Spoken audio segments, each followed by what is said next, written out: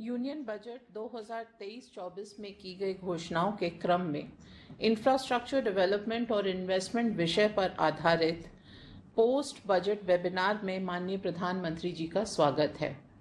Post budget webinar की अवधारणा जनभागीदारी के आइडिया के साथ वर्ष 2021 में प्रारंभ की गई थी, ताकि नीतियों के कार्यान्वयन के लिए सामूहिक प्रयासों की भूमिका पर जोर दिया जा सके। केंद्रीय बजट 2023-24 की घोषणा सप्तऋषि के मार्गदर्शी सिद्धांतों पर है, जो राष्ट्र के विकास का मार्गदर्शन करने के लिए एक दूसरे के पूरक हैं। आज का webinar ministry of road transport and highways के द्वारा होस्ट किया जा रहा है तथा DPIIT इसमें को-होस्ट हैं। इस वेबिनार में इंफ्रास्ट्रक्चर डेवलपमेंट में निवेश को बढ़ावा देने और लॉजिस्टिक्स एफिशिएंसी को इम्प्रूव करने पर आज फोकस किया जा रहा है।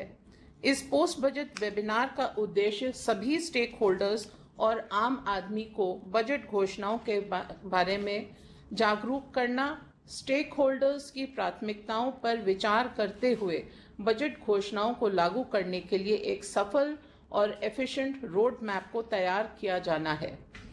इस वेबिनार में आज अवसंरचना और आर्थिक मंत्रालयों, विभागों, राज्यों, केंद्र शासित प्रदेशों और industry associations, manufacturers, policy makers, subject specialist और एकेडमिशियंस को सम्मिलित किया गया है। आज हम केंद्रीय बजट 2023-24 के जो मुख्य घोषणाएं हैं, जैसे कि अवसंरचना में निजी निवेश के अवसरों को बढ़ाना, लॉजिस्टिक्स एफिशिएंसी हासिल करना, क्षेत्रीय कनेक्टिविटी और सामंजस्यपूर्ण master list of harmonised projects को तैयार करना है। वेबिनार के प्रथम सत्र में प्रधानमंत्री जी के मार्गदर्शन उपरांत सबसे पहले इंफ्रास्ट्रक्चर और निवेश पर बजट प्रावधानों के संक्षिप्त विवरण और अपेक्षित परिणामों पर चर्चा की जाएगी। तदुपरांत हमारे तीन इंडस्ट्री रिप्रेजेंटेटिव्स इस इनॉग्रल सत्र में हम लोगों को बजट के बारे में संबोधित करेंगे। तदुपरांत 3 ब्रेकआउट सेशंस होंगे। ये 3 ब्रेकआउट सेशंस निम्नानुसार हैं: इम्प्रूवमेंट इन लॉजिस्टिक्स एफिशिएंसी, जो कि ministry of ports, shipping and waterways lead कर रहा है इस डिस्कशन को। Integrated infrastructure planning through PM गति शक्ति, जो कि DPIIT लीड कर रहा है। Infrastructure development and investment opportunities, ministry of road transport and highways lead कर रहा है। इन तीनों सेशंस में जो संबंधित स्टेक होल्डर्स हैं वो अपने अपने सेशन में भाग लेंगे।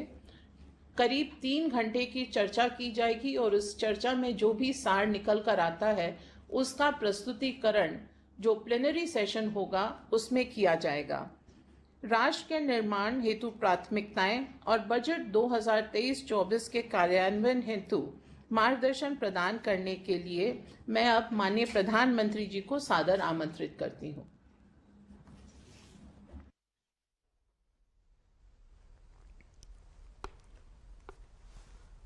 नमस्कार जी।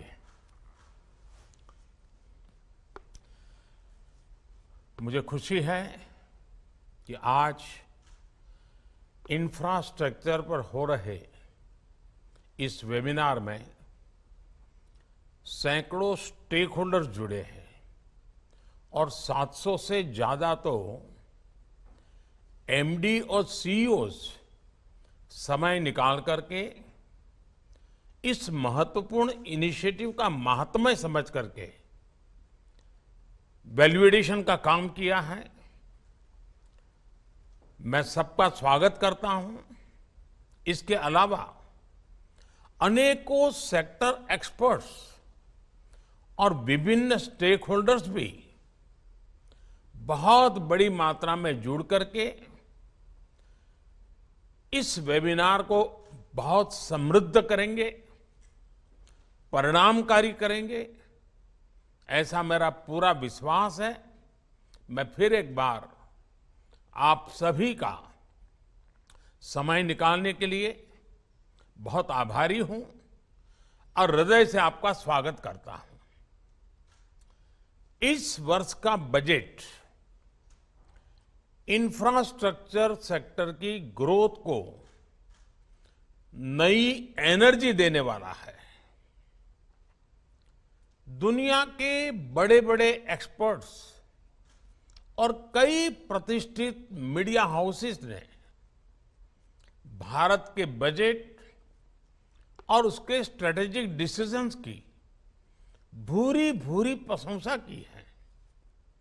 अब हमारा कैपेक्स साल 2013-14 की तुलना में, यानी मेरे आने से पहले जो स्थिति थी उसकी तुलना में 14 गुना अधिक, 5 गुना अधिक हो गया है। 5 गुना अधिक हो गया है।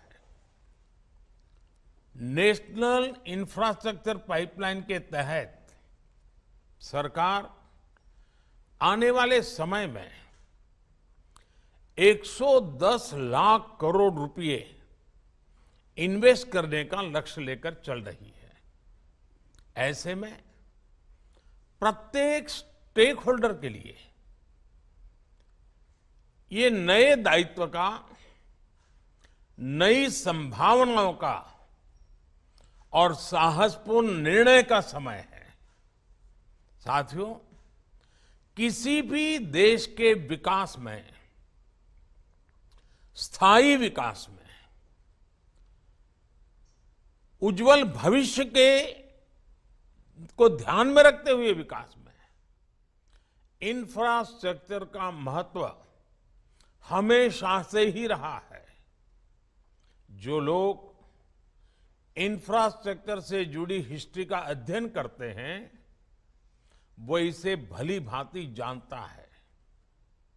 जैसे हमारे यहां करीब 2500 साल पहले चंद्रगुप्त मौर्य ने उत्तरा पथ का निर्माण किया गया था। इस मार्ग ने सेंट्रल एशिया और भारतीय उपमहाद्वीप के बीच व्यापार कारोबार को बढ़ाने में बहुत मदद की। बाद में सम्राट अशोक ने भी इस मार्ग पर अनेक विकास कार्य करवाए। 16वीं शताब्दी में शेरशाह सूरी ने भी इस मार्ग का महत्व समझा और इसमें नए सिरे से विकास कार्यों को पूरा कराया। जब ब्रिटिशर्स आए तो उन्होंने इस रूट को और अपग्रेड किया और फिर ये जीटी रोड कहलाई। यानी देश के विकास के लिए हाईवे के विकास की अवधारणा हजारों वर्ष पुरानी है। इसी तरह हम देखते हैं आजकल रिवर फ्रंट्स और वाटरवेज की इतनी चर्चा हो रही है। इसी संदर्भ में हम बनारस के घाटों को अगर देखें तो वो भी एक तरह से हजारों वर्ष पहले बने रिवर फ्रंट ही तो है। कोलकाता से सीधी वाटर कनेक्टिविटी की वजह से कितनी ही सदियों से बनारस व्यापार कारोबार का भी केंद्र रहा था। एक और दिलचस्प उदाहरण तमिलनाडु के तंजावुर में कलैणी डैम है। एक कलैणी डैम चोल साम्राज्य के दौरान बना था।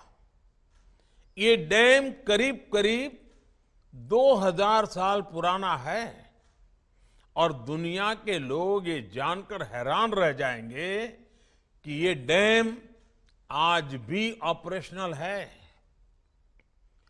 2000 साल पहले बना ये डैम आज भी इस क्षेत्र में समृद्धि ला रहा है। आप कल्पना कर सकते हैं कि भारत की क्या विरासत रही है, क्या विशेषज्ञता रही है, क्या सामर्थ्य रहा है। दुर्भाग्य से आजादी के बाद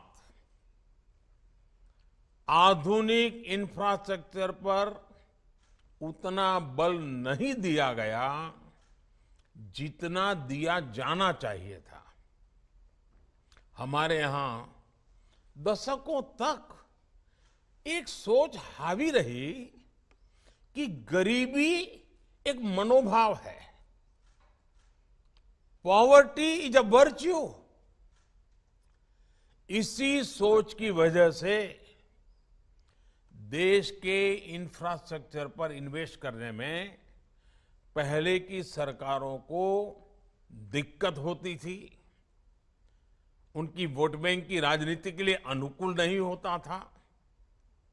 हमारी सरकार ने ना सिर्फ इस सोच से देश को बाहर निकाला है, बल्कि वो आधुनिक इंफ्रास्ट्रक्चर पर रिकॉर्ड इन्वेस्ट भी कर रही है।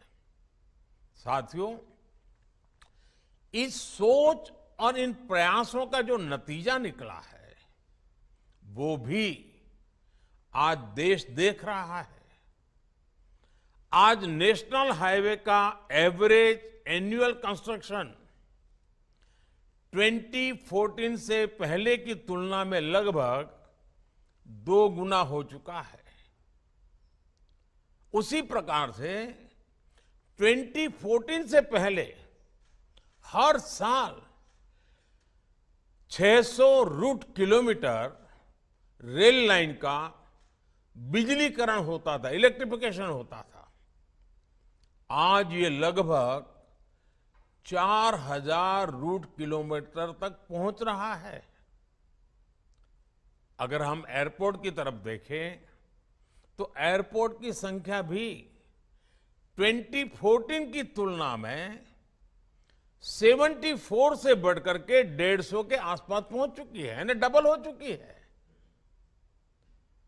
यानी 150 एयरपोर्ट इतने कम समय में पूरे होना। उसी प्रकार से आज जब ग्लोबलाइजेशन का युग है तो सी पोर्ट का भी बहुत महत्व होता है। हमारे पोर्ट्स की कैपेसिटी ऑगमेंटेशन भी पहले की तुलना में आज लगभग 2 गुनी हो चुकी है। साथियों, हम इंफ्रास्ट्रक्चर निर्माण को देश की इकोनॉमी का ड्राइविंग फोर्स मानते हैं। इसी रास्ते पर चलते हुए भारत 2047 तक विकसित भारत होने का लक्ष्य को प्राप्त करेगा। अब हमें अपनी गति और बढ़ानी है। अब हमें टॉप गियर में चलना है और इसमें पीएम गति शक्ति नेशनल मास्टर प्लान की बहुत बड़ी भूमिका है।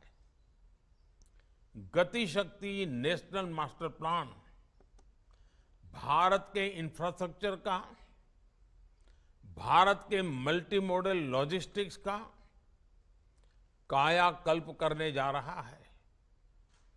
ये इकोनॉमी और इंफ्रास्ट्रक्चर प्लानिंग को, डेवलपमेंट को एक प्रकार से इंटीग्रेट करने का एक बहुत बड़ा टूल है।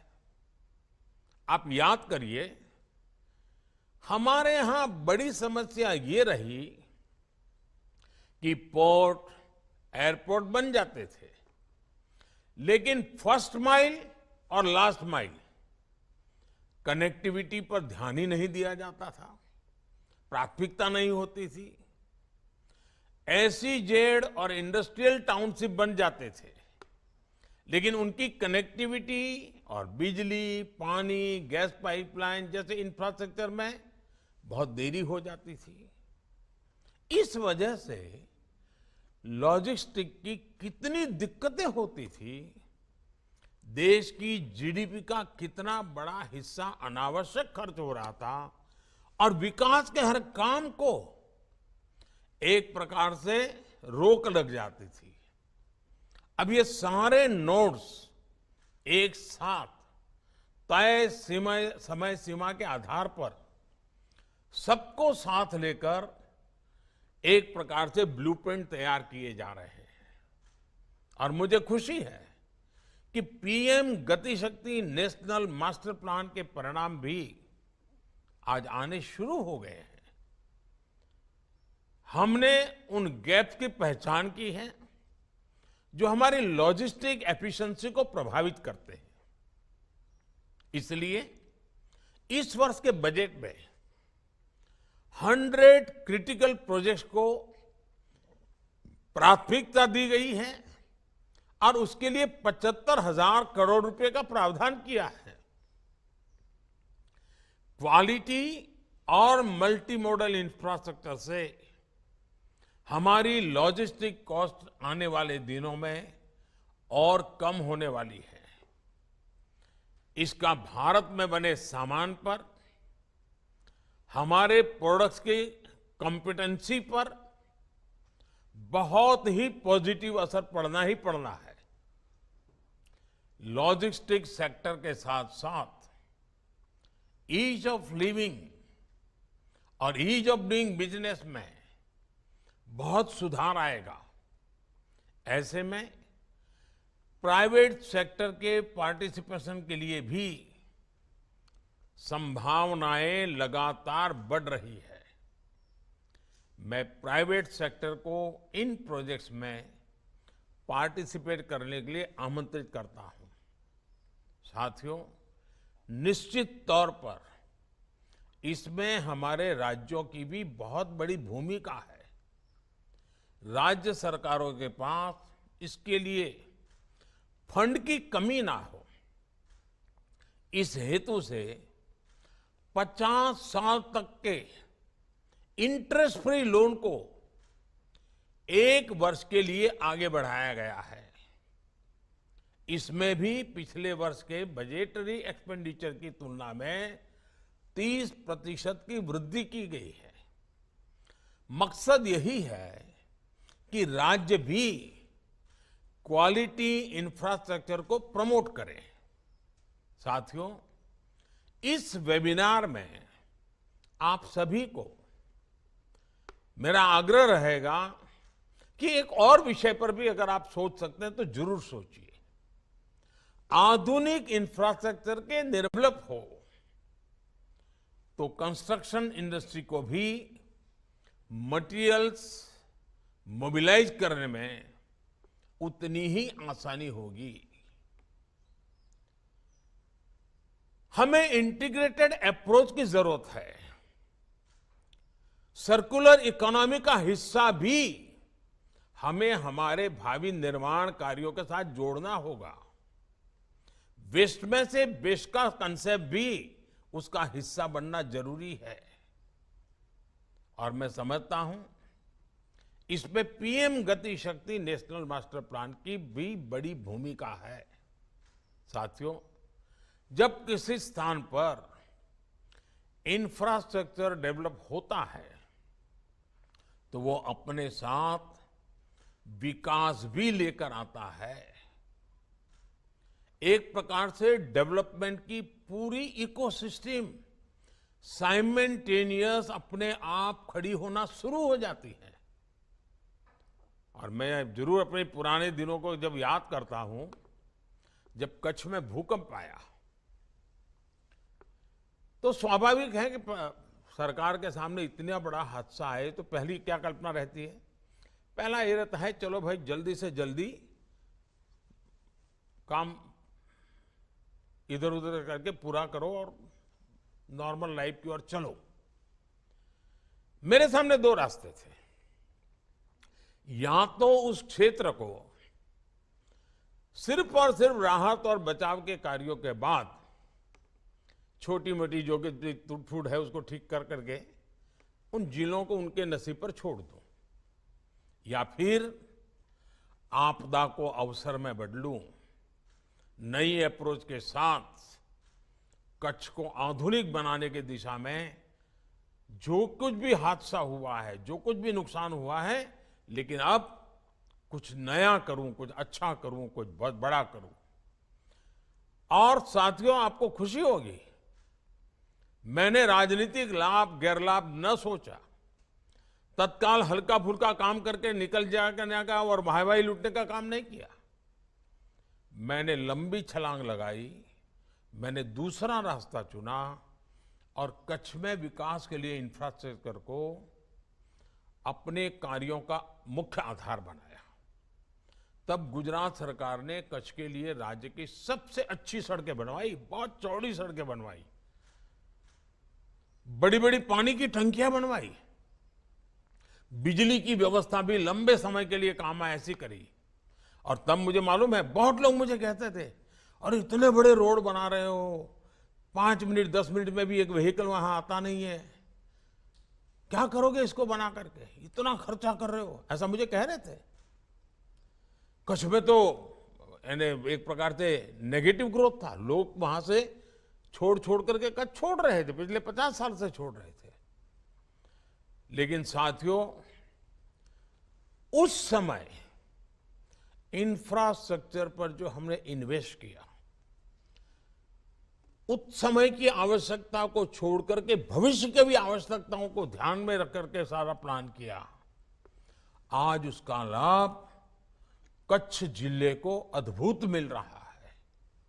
आज कच्छ गुजरात का सबसे तेज विकास करने वाला जिला बन गया है, जो कभी सीमा पर यानी एक प्रकार से अफसरों के भी पोस्टिंग करते तो पनिशमेंट पोस्टिंग माना जाता था, काला पानी की सजा बोला जाता था, वो आज सबसे डेवलप डिस्ट्रिक्ट बन रहा है। इतना बड़ा क्षेत्र जो कभी वीरान था, वो अब वाइब्रेंट है और वहां की चर्चा आज पूरे देश में। एक ही डिस्ट्रिक्ट में 5 तो एयरपोर्ट है और इसका पूरा क्रेडिट अगर किसी को जाता है तो वो कच्छ में जो आधुनिक इंफ्रास्ट्रक्चर बना, आपदा को अवसर में पलटा और तत्कालीन जरूरतों से आगे सोचा, उसका आज परिणाम मिल रहा है। साथियों, फिजिकल इंफ्रास्ट्रक्चर की मजबूती के साथ ही देश के सोशल इंफ्रास्ट्रक्चर का भी मजबूत होना उतना ही आवश्यक है। हमारा सोशल इंफ्रास्ट्रक्चर जितना मजबूत होगा, उतने ही टैलेंटेड युवा, स्किल्ड युवा काम करने के लिए आगे आ जा पाएंगे। इसलिए ही skill development, project management, finance skill, entrepreneurship, ऐसे अनेक विषयों पर भी प्राथमिकता देना, जोर देना उतना ही आवश्यक है। अलग अलग सेक्टर्स में, छोटे और बड़े उद्योगों में हमें स्किल फोरकास्ट के बारे में भी एक मैकेनिज्म विकसित करना होगा। इससे देश के ह्यूमन रिसोर्स पूल को भी बहुत फायदा होगा। मैं सरकार के विभिन्न मंत्रालयों से भी कहूंगा कि इस दिशा में तेजी से काम करें। साथियों, आप सिर्फ इंफ्रास्ट्रक्चर का निर्माण ही नहीं कर रहे, बल्कि भारत की ग्रोथ को मोमेंटम देने का काम भी कर रहे हैं। इसलिए इस वेबिनार में जुड़े हर स्टेक होल्डर की भूमिका और उनके सुझाव बहुत अहम है। और ये भी देखिए कि जब हम इंफ्रास्ट्रक्चर की बात करते हैं तो कभी कभी रेल, रोड, एयरपोर्ट, पोर्ट उसी का।